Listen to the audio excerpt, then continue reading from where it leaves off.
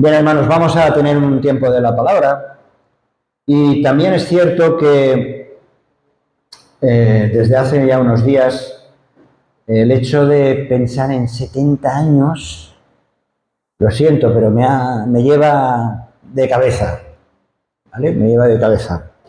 Así que vamos a lo que voy a compartir con vosotros. Parece que no, pero tiene que ver un poco con toda esta historia.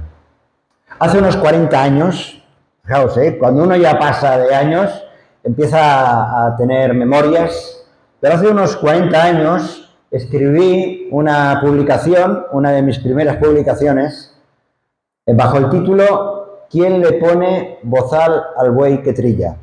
¿Quién le pone bozal al buey que trilla? Era un panfleto, poquitas hojas, que presentaba de una manera sencilla, pero amena, la responsabilidad que tenemos los creyentes de apoyar económicamente a los que dedican toda su vida al Señor, a la obra, al servicio cristiano. Aunque sé que por aquel entonces este folleto o panfleto corrió por las iglesias aquí en España, la verdad es que a mí no me sirvió para nada. A mí no me sirvió para nada. Bueno, ni tampoco creo que me he ido funcionando en estos 50 años de ministerio. Esa es la realidad y que Marina lo sabe muy bien. Pero cuando se trata de una iglesia, y yo pienso, hoy tenemos aquí una serie de personas que nos visitan, pero sentiros en familia, pero cuando se trata de una iglesia que tiene el deber y la responsabilidad de sostener a la familia pastoral, entonces hay que abordar el tema más tarde o más temprano. Pensando en nuestra iglesia, en la Asamblea Bíblica del Camp de Tarragona, que estamos celebrando el 15 aniversario, 15 años desde que empezamos Marina y mis hijos, Jonathan y Ferran, en casa, empezamos a reunirnos. Bueno, la familia ya estaba reunida, pero juntamente con otra familia empezamos a hacer la obra pionera aquí en Cambrils.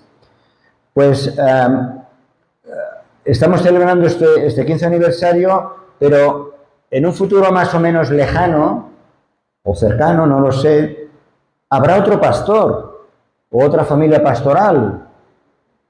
Yo hace tiempo que lo estoy diciendo, a ver cuándo llega otro, que estaréis cansados ya de mí. Pero más tarde o más temprano va a haber otra familia pastoral a la cual, como iglesia, que seremos más porque habrá más personas que conocen al Señor, tendremos la responsabilidad de abordar este tema. Hace unos días estuvimos, como sabéis, 4 días en Alemania compartiendo con otros, en un nivel muy, muy íntimo, con otros pastores, 3 o 4 familias pastorales. Y salió este tema, del que voy a hablar un poco, y llegamos a la conclusión que para tratar este tema, lo mejor sería que hablase otro pastor, no el propio, ¿no? Así que, pero como no es el caso, lo siento, pero voy a compartir algunas cosas que creo que son importantes para que las vayamos teniendo en mente. La cuestión es la siguiente. El pastor o el siervo del Señor o la pastora o los pastores ¿deben percibir un salario?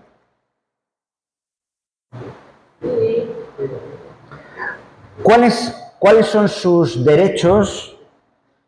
Y no me refiero a derechos legales, sino espirituales. ¿Cuáles son sus derechos y cuáles son sus deberes o obligaciones? Por eso el título de esta palabra de esta mañana es derechos y deberes. No voy a responder a estas preguntas de una manera detallada, por supuesto, pero uno se pregunta, ¿cuál sería el salario justo en un contexto contemporáneo como el actual y en nuestro mundo, como un ámbito como es el de Cambrils, Cataluña, España? ¿Cuál sería el salario justo? Pero sí que lo que os quiero invitar es a que pongamos nuestra mirada en la experiencia, una experiencia que es incomparable. Yo soy pobre de mí, estoy al final de la cola, pero hay un testimonio que es incomparable, que es la de un siervo del Señor como lo fue el apóstol Pablo. Y digo que quiero que pongamos nuestra mirada en esos derechos espirituales de aquellos que son llamados a la obra del Señor, y que en el caso de Pablo no solamente lo trató como unos derechos, sino también los defendió, que nada, incluso no recibiendo nada, nada iba a impedir cumplir la obra, el llamado o el deber o el compromiso del Señor. Por eso llegó a decir esas palabras que ahora vamos a leer: ay de mí si no anunciar el Evangelio. Porque los derechos son importantísimos, pero para Pablo todavía el deber, la obligación, el cumplir con el llamado del Señor era lo más importante. Y vamos a ver un poco esto, y por eso os invito a la lectura 1 Corintios capítulo 9. No os asustéis, no vamos a hablar de dinero, las ofrendas están aquí, podéis dejar todos los sobres que queráis, pero sí que vamos a ver algunos conceptos que tienen que ver con el apóstol Pablo, pero que también tiene que ver con el pueblo de Dios, por supuesto, es la palabra del Señor. Vamos a tener la lectura, voy a hacer la lectura de todo el capítulo, y en la versión que tú tengas, léelo con tranquilidad. Yo lo leo ahora en esta versión de Reina Valera del 60. Dice: ¿no soy apóstol? Está escribiendo Pablo. ¿No soy libre? ¿No he visto a Jesús, el Señor nuestro? ¿No sois vosotros mi obra en el Señor? Si para otros no soy apóstol, para vosotros ciertamente lo soy, porque el sello de mi apostolado sois vosotros en el Señor. Contra los que me acusan, esta es mi defensa. Así que aquí lo que vamos a leer es una defensa de parte del apóstol Pablo. ¿Acaso no tenemos derecho de comer y beber? ¿No tenemos derecho de traer con nosotros una hermana por mujer, como también los otros apóstoles y los hermanos del Señor y Cefas? ¿O solo yo y Bernabé no tenemos derecho de no trabajar? ¿Quién fue jamás soldado a sus propias expensas? ¿Quién planta viña y no come de su fruto? ¿O quién apacienta el rebaño y no toma de la leche del rebaño? ¿Digo esto solo como hombre? ¿Es un asunto mío? ¿No dice esto también la ley? Refiriéndose a Moisés. Porque en la ley de Moisés está escrito: no pondrás bozal al buey que trilla. ¿Tiene Dios cuidado de los bueyes o lo dice enteramente por nosotros? ¿Es un asunto de animales o tiene que ver con las personas? Pues por nosotros se escribió. Porque con esperanza debe arar el que ara y el que trilla, con esperanza de recibir el fruto. Si nosotros sembramos entre vosotros lo espiritual, ¿es gran cosa si segaramos de vosotros lo material? Si otros participan de este derecho sobre vosotros, ¿cuánto más nosotros? Pero no hemos usado de este derecho, sino que lo soportamos todo por no poner ningún obstáculo al Evangelio de Cristo. ¿No sabéis que los que trabajan en las cosas sagradas comen del templo, refiriéndose a los sacerdotes, en este caso, y que los que sirven del altar participan? Así también ordenó el Señor a los que anuncian el Evangelio que vivan del Evangelio. Pero yo de nada de esto me he aprovechado. Un momento. Ni tampoco he escrito esto para que se haga así conmigo. Pero lo tenéis que saber. Está diciendo. Porque prefiero morir antes que nadie desvanezca esta mi gloria. No me vais a quitar la gloria de que yo sirvo al Señor, aunque no reciba ni un duro, ni un euro. Pues si anuncio el Evangelio, versículo 16, pues si anuncio el Evangelio no tengo por qué gloriarme, porque me es impuesta necesidad, y ay de mí si no anunciar el Evangelio. Por lo cual Si lo hago de buena voluntad, recompensa tendré. Pero si de mala voluntad, la comisión me ha sido encomendada. ¿Cuál, pues, es mi galardón? Que predicando el Evangelio, presente gratuitamente, ya veis que no es cuestión de propagandas comerciales, ya Pablo hablaba de gratuidad, ¿no? Gratis. Dice, presente gratuitamente el Evangelio de Cristo para no abusar de mi derecho en el Evangelio. Por lo cual, siendo libre de todos, me he hecho siervo de todos para ganar a mayor número. Me he hecho a los judíos como judío para ganar a los judíos. A los que están sujetos a la ley, aunque yo no esté sujeto a la ley, como sujeto a la ley, para ganar a los que están sujetos a la ley. A los que están sin ley, es decir, a los gentiles, a los que no eran judíos, como si yo estuviera sin ley, no estando yo sin ley de Dios, sino bajo la ley de Cristo, para ganar a los que están sin ley, tanto a judíos como a gentiles. Me he hecho débil a los débiles, para ganar a los débiles. A todos me he hecho de todo, para que de todos modos, luego hablaremos de esto, salve algunos. Luego entraremos en este detalle. Es un detalle importantísimo. Dice, y versículo 23, y esto hago por causa del Evangelio, para hacerme copartícipe de él, del Evangelio. ¿No sabéis que los que corren en el estadio, todos a la verdad corren, pero uno solo se lleva el premio? Corred de tal manera que lo tengáis, como si lo fuerais a conseguir. Hay que correr. Todo aquel que lucha, de todo se abstiene. Ellos a la verdad para recibir una corona corruptible, pero nosotros una incorruptible. Así que yo de esta manera corro, no como a la aventura, de esta manera peleo, no como con quien golpea el aire, sino que golpeo mi cuerpo, o sea, lo estoy entregando todo mi tiempo, mi energía, mis fuerzas, y se lo pongo en servidumbre, no sea que habiendo sido heraldo para otros, yo mismo venga a ser eliminado. ¡Qué capítulo! Capítulo tremendo. De esto hablamos, o por lo menos revisar algunos conceptos. Vamos a ver si esto funciona. En primer lugar, en el capítulo anterior, Pablo, en el capítulo 8, Pablo ha estado defendiendo la importancia de aplicar el amor en las relaciones entre diferentes tipos de hermanos, entre aquellos que son más maduros y los más débiles. Y ha estado dando un énfasis sobre lo importante que es el respeto, el cuidado de aquellos que tengan una mayor madurez espiritual sobre los otros que no la tengan.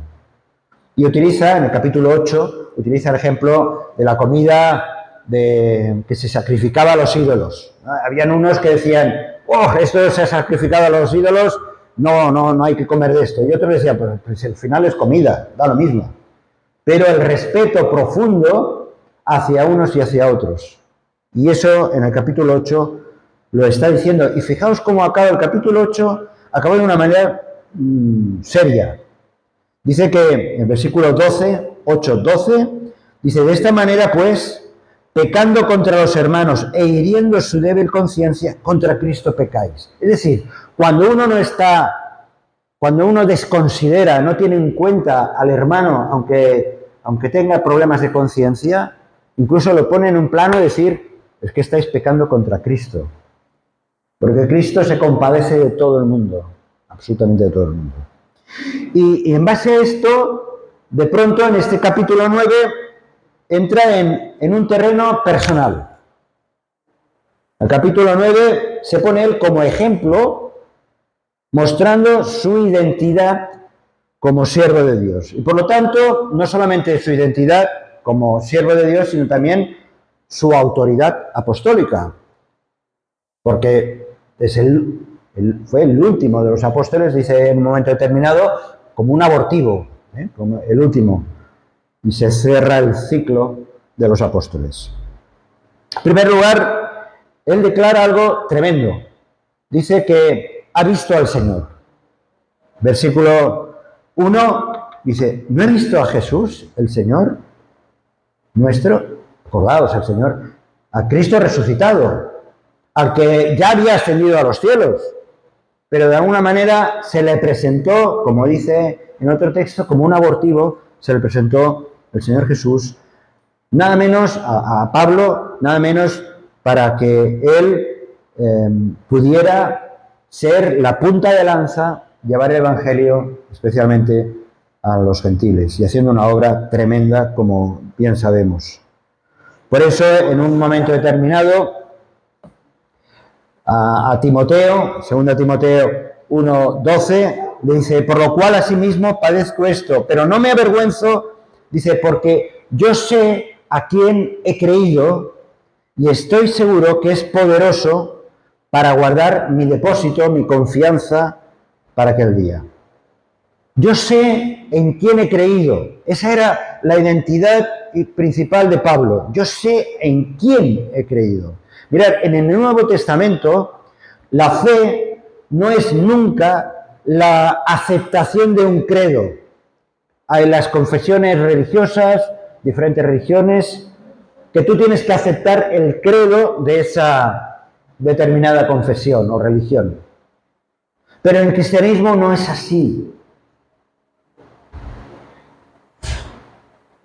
Pablo no dice, yo sé en qué he creído, porque cuando decimos yo sé en qué he creído, te estás poniendo el mérito en ti, en tus ideas, en tus convicciones, en lo que aceptas, pero Pablo dice, yo sé en quién he creído, es decir, en una persona que es la persona del Señor Jesús.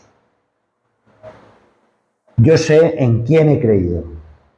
Cuando Jesús invitaba a las gentes y a los discípulos a seguirle, no les dijo, mira, tengo una filosofía, una nueva interpretación de la ley de Moisés, o tengo un sistema de ética, a ver qué os parece, o lo tenéis que aceptar.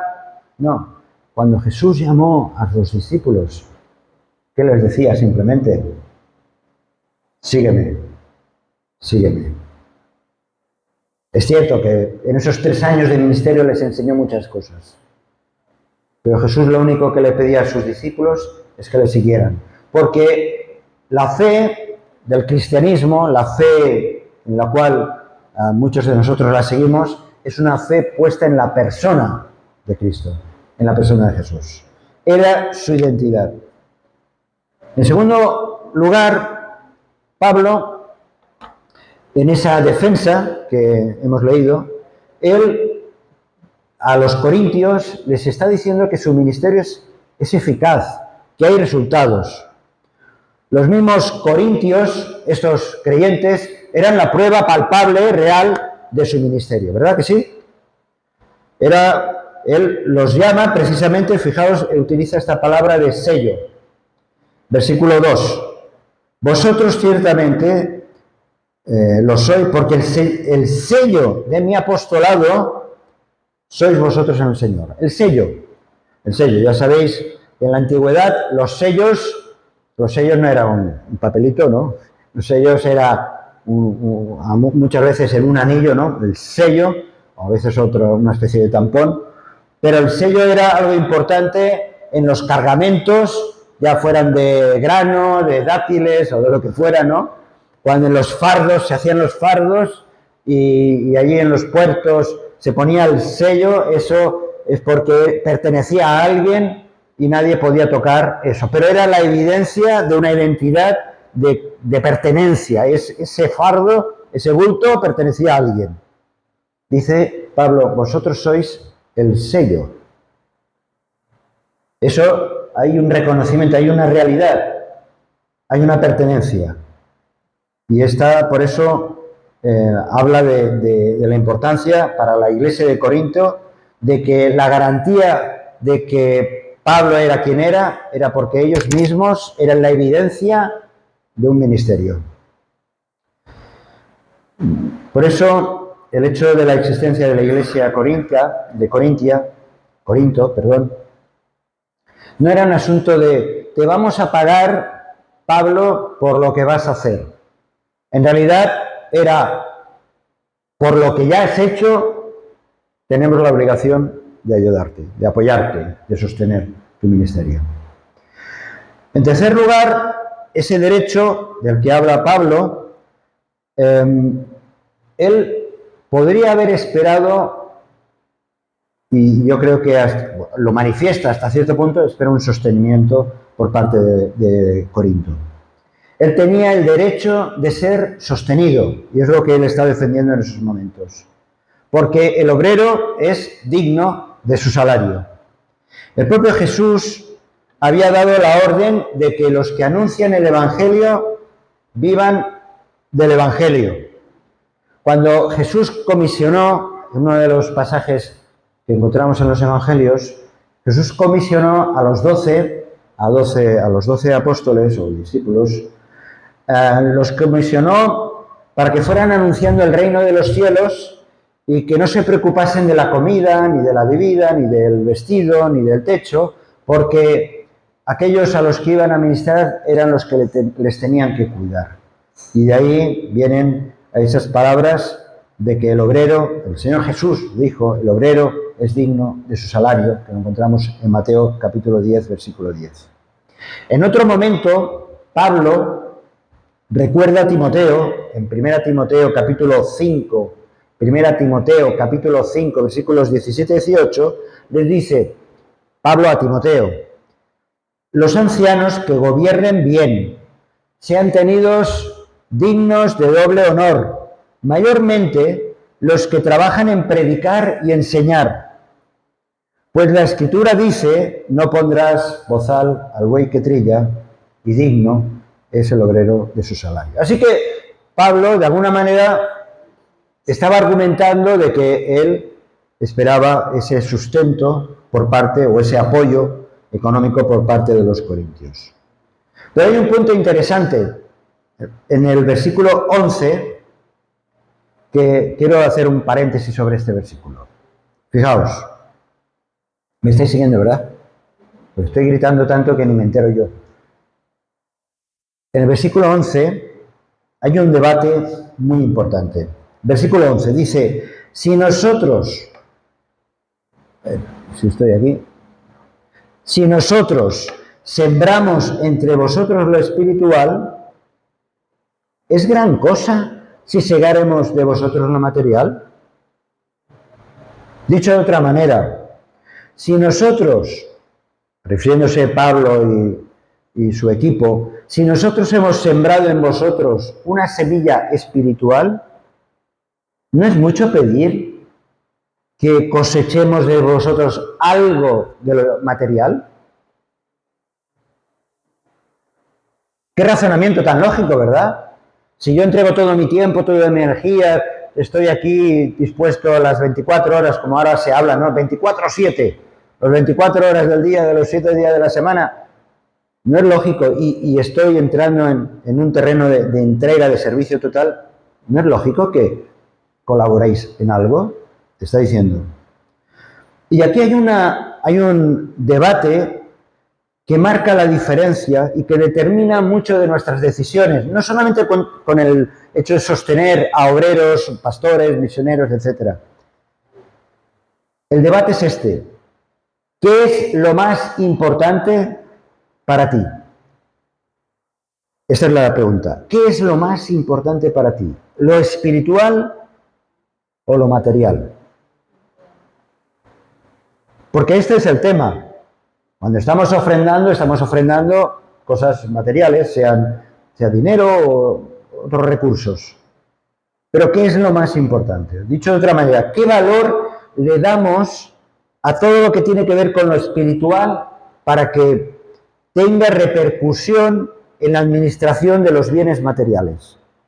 Es importante. Determina mucho mis decisiones. Incluso aquellos que se casan o están planeando casarse, o matrimonios que a lo mejor han hecho mal uso, como seguro uno de los temas que se trata es el tema de las finanzas en la vida de la pareja, ¿no? ¿Cuáles son las prioridades económicas, pero que tienen una respuesta de cómo estás viviendo el ámbito espiritual?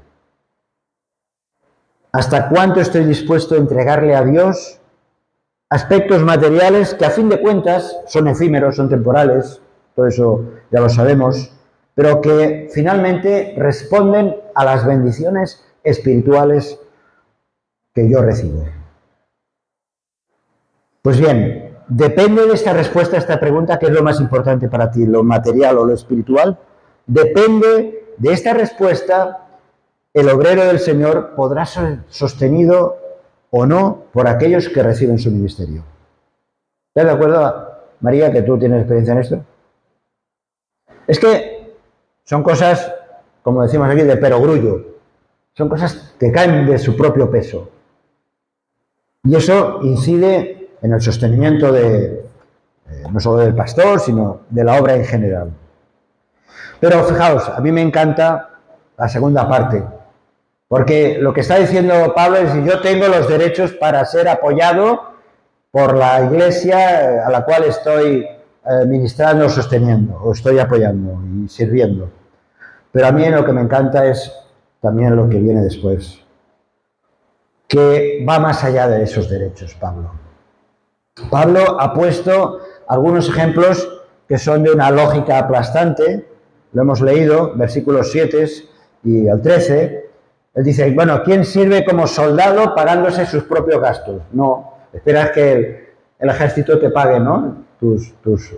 Aquí Walter lo conoce bien el tema, si has sido soldado, no me voy a estar yo pagando el uniforme, ni la escopeta, yo qué sé.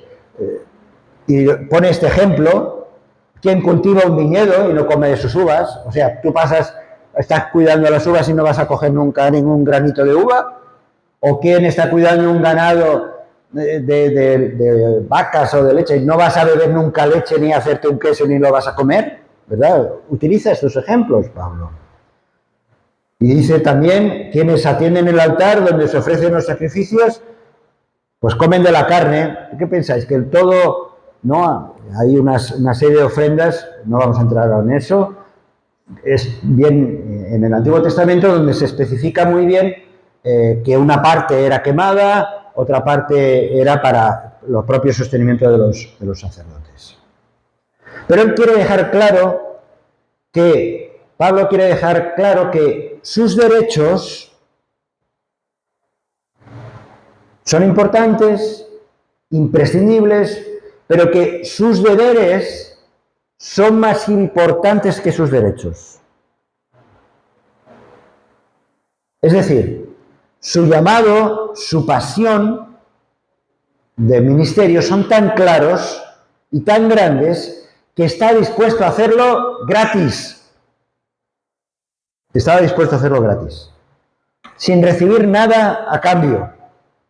Dice, mi recompensa es la satisfacción de anunciar el Evangelio sin cobrar nada.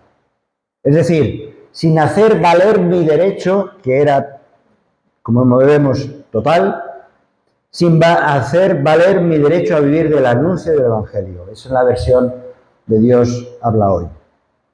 Es decir, el trabajo ministerial, sea a tiempo parcial, completo, como voluntario sin remuneración, como ahora están viviendo David y María en ese servicio. Por cierto, no lo ha mencionado David, es médico, es doctor, y yo conozco, bueno, no voy a sacarte los colores porque una piel tan blanca se notaría mucho, pero David es una persona que ha dedicado muchos años, parte de su tiempo, a ir a otros lugares del mundo para ayudar como médico. ¿Por qué? Porque uno tiene las ganas de servir, porque ese deber te obliga, esa convicción te obliga a servir a los demás. Es un privilegio servir a otros. Es un privilegio servir a otros cumpliendo la voluntad de Dios. Es un gran privilegio. Y el punto de vista de Pablo era que si él hubiera escogido ser predicador del Evangelio, podría haber exigido legalmente o legítimamente un sueldo, cosa que no ocurría en aquel entonces, por supuesto, pero él no había escogido ese trabajo. El trabajo le había escogido a él. El patrón, Dios, le había escogido a él. Así que él reconocía que no tenía No podía exigir nada porque el llamado le venía de parte de Dios. Por eso decía esas palabras tremendas: me es impuesta necesidad. No puedo vivir, no puedo respirar, no puedo servir si no sirvo, si no lo hago. Incluso, versículo 15 dice, prefiero morir. Tal era la pasión de Pablo, como lo fue de los apóstoles, como lo ha sido a lo largo de la historia de miles y miles de creyentes, unos desde una posición más reconocida, otros desde el anonimato total, pero es imposible. Cuando tú tienes el llamado de servir a otros, no puedes evitarlo. Y estás dispuesto a todo, aunque no recibas nunca nada, aunque haya ese agradecimiento que nos ayuda tanto a seguir adelante. Este es un tema muy difícil. Es un tema muy difícil que puede ser no entendido incluso por tu círculo más íntimo. Como yo puedo hablar de mi caso. Por lo menos al principio, no quiero hablar de lo más cercano, pero al principio, cuando a los 20, 21 años estaba sintiendo el llamado de servir al Señor, mis padres eran... Yo fui el primero en casa en conocer al Señor, con 13 años, y luego con el tiempo ellos se entregaron al Señor, se bautizaron de mayores, pero al principio, claro, ellos siempre me estuvieron apoyando en sus conocimientos, en su escaso conocimiento de la palabra, simplemente como hijo, y cuando yo dije, bueno, es que yo quiero dejar el trabajo para dedicarme al 100% al ministerio, pues ellos me dijeron, no, Fernando, búscate un trabajo en la casa, en un banco, que eso es un trabajo seguro, y luego dedica tu tiempo el que puedas a servir al Señor. Y ellos lo hacían con todo cariño, ¿no? Lógicamente, aquellos que están alrededor no pueden muchas veces, incluso los que más amas y los que más te aman, no pueden entender esos aspectos que son trascendentales, pero que son íntimos y personales. Y es así. Fijaos, hay en la historia, que aquí está Elena, que es de Mallorca, también mi hijo Jonathan, Ramon Llull. Ramon Llull, un gran místico mallorquí del siglo XIII, había llevado una vida de bienestar, como había en Mallorca se vive muy bien, parece ser que en el siglo XIII ya se vivía bien, de bienestar y de placer, una vida bastante desordenada, pero a la edad de 30 años cuenta Ramon Llull que tuvo una visión especial de parte de Cristo. Dice él en sus escritos que se le apareció durante 5 días seguidos, tuvo una visión de Cristo. Cuenta que veía a Cristo cargado con una cruz y le iba diciendo, llévala por mí. En esa visión, no sé, sería una visión espiritual, de Dios se le estaba revelando a Ramon Llull de una manera tan especial que durante 5 días recibía siempre este mensaje. Cristo llevando la cruz, diciéndole, toma la cruz, tómala tú. Dice que llegó un momento en que, explica Ramon Llull, tomó Cristo su cruz, dice, y con una mirada me la dejó en mis manos. ¿Y qué podía hacer yo sino tomarla y llevarla? Cuando sientes el peso de la cruz de Cristo, cuando sientes ese peso, no puedes negarte a servirle. Ojalá sea tu experiencia. No importa lo joven o adulto que seas. Cuando sientas el peso de la cruz de Cristo, no puedes negarte a servirle. Bueno, finalmente, voy acabando, finalmente Pablo habla del método del ministerio. Él se dedicó a hablar, a hacerse de todo a todos, habla de los judíos, de los gentiles. No se trataba de comportarse de manera hipócrita con las personas, sino precisamente era una cuestión de ponerse en el zapato de cualquier otra persona. Porque es que el que no puede verse en el lugar de otra persona, ¿cómo vas a servirle? ¿Cómo vas a ayudarle? Si no, es imposible ser un evangelista, un pastor, un misionero, un maestro, un consejero. Eso es uno de los trabajos de asesoría familiar que más implica ponerte un poco en el zapato, en la situación del otro, ¿no? Una de las acusaciones que recibía el Señor Jesús precisamente era de que se rodeaba de pecadores, pero eso no significaba que participaba del pecado. Y Pablo lo entendió así. Decía en el versículo 22, me he hecho débil a los débiles para ganar a los débiles. A todos me he hecho de todo para que de todos modos, y aquí viene por lo menos una cierta confianza o a veces, muchas veces, confieso, hay desesperación, pero aquí está la respuesta. Dice, para que de todos modos salve a algunos. Esta es la otra realidad del ministerio.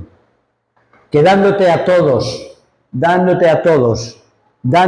de todo, entregándote 100%, la realidad es que no vas a recibir esa misma respuesta. Esa es la realidad. Uno podría decir, bueno, los resultados son pocos, incluso algunos abandonan con el tiempo o te fallan, pero no importa, porque el llamado y la pasión siguen siendo la misma. Y por eso hay delante esta gran carrera de la cual Pablo quiere dejar constancia a los corintios. Dice que viene acabando esta parte, hace una analogía, le insiste a los cristianos corintios que se estaban tomando con calma la vida cristiana, como es en inglés eso, el keep calm, como es una expresión algo así. Pero Pablo, a quien le fascinaba se ve la figura de los atletas, pone esta ilustración. Atletas, en los versículos 24 a 27, en los últimos versículos del capítulo, dice, todo aquel que lucha, de todo, se abstiene de ellos a la verdad para recibir una corona corruptible, para nosotros una incorruptible. El atleta tiene que esforzarse, tiene que entrenarse. Los corintios lo entendían claramente porque allá en Corinto se celebraban los segundos juegos más importantes. Por un lado, en Atenas eran los Juegos Olímpicos y en Corinto eran los Juegos Ísmicos, porque es todo como sabéis, todo de islas. Y habían unos juegos que eran dedicados al dios Poseidón. Había mucha agua, hay mucha agua en esa zona. Y los corintios entendían bien el esfuerzo del atleta. Es la imagen que la tenían clara. El atleta se somete a la autodisciplina, al entrenamiento, para finalmente ganar una corona de laurel, algo aparente efímero, pero es el conseguir la corona. Y en este pasaje Pablo expone brevemente un estilo de vida en 3 puntos. Lo voy a citar muy rápido. En primer lugar, la vida es una contienda. Un soldado descuidado no gana batallas. Un entrenador que lo tolera, que es flojillo, no gana campeonatos. El jugador de un equipo no consigue éxito en solitario. Tiene que ser en equipo. Tenemos que vernos como guerreros, siempre en campaña, como atletas que se lanzan hacia la meta, porque sin entrenamiento es imposible. ¿Y cómo nos entrenaremos? Pues nos entrenaremos leyendo la palabra, asistiendo a las reuniones, asistiendo a enseñanza que hagamos, a grupos de crecimiento, lazos de familia, ir al seminario bíblico bautista, donde sea, pero hay que estar entrenándose continuamente. Porque lo que sí que pido yo a todos los miembros de la iglesia, de nuestra iglesia, es que el Señor te ha dado dones y los dones son para servirlos, no para dejarlos en un rincón y que otros hagan las cosas. Los dones están para servir y el Señor te ha dado dones.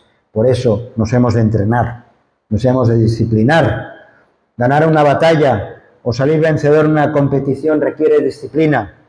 Tenemos que someter a disciplinar nuestros cuerpos. Me ha gustado mucho lo que has dicho, David, y es cierto, hemos de entrenar nuestra mente. Para que hayan cambios, yo tengo que entrenar mi mente, pero también he de entrenar mi alma para hacer cambios. Y eso no puedo quedarme con el pasado ni conformarme con lo que estoy viviendo. Para que ocurran cosas tienen que haber cambios y requiere un esfuerzo mental y espiritual para que hayan cambios. Pero lo importante de todo esto, ¿cuál es? Conocer la meta. Y es triste ver el despiste de vidas de tantas personas y sobre todo de cristianos que parece que vayan a la deriva, cuando realmente tenemos una meta. En el capítulo 11 de Hebreos, que habla precisamente de la carrera de cientos y cientos de hombres y mujeres, este texto que me he saltado, bueno, es igual, no importa. Quiero recordar algo. En Hebreos capítulo 11, ¿os acordáis de que habla de los campeones de la fe? Al final, sí, en el capítulo 12 empieza precisamente con otras palabras, no es este texto que aparece en pantalla. Capítulo 12, versículo 1, Pablo dice: nosotros también, teniendo en derredor nuestro tan grande nube de testigos, despojémonos de todo peso y del pecado que nos asedia y corramos con paciencia la carrera que tenemos por delante, puestos los ojos en Jesús, el autor y consumador de la fe, el cual, por el gozo puesto delante de él, sufrió la cruz, menospreciando el oprobio, y se sentó a la diestra del trono de Dios. Nuestra meta es Cristo. Él es Cristo, es nuestra meta.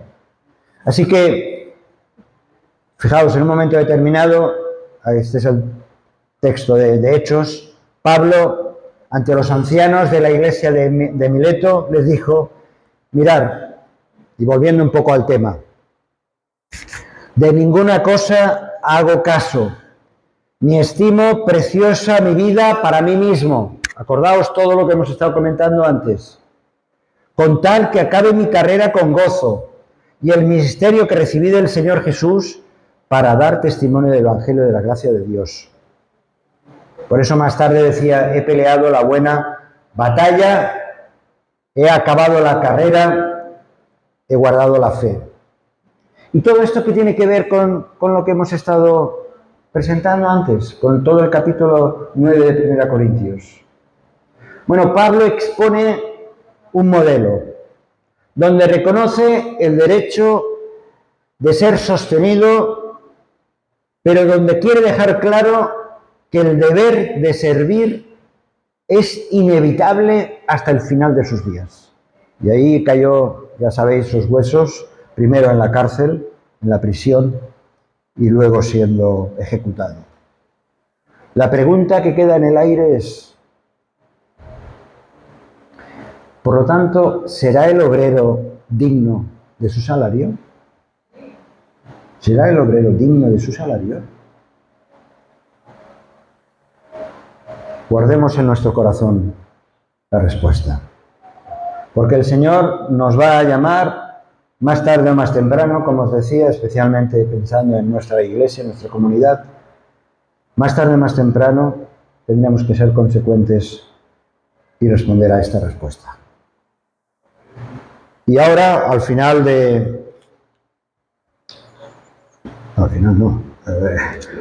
al celebrar estos 70 años, iba a decir al final de mi vida, no, por favor, pero al celebrar los 70 años, tengo que recordar estas preciosas palabras de 1 Corintios capítulo 9.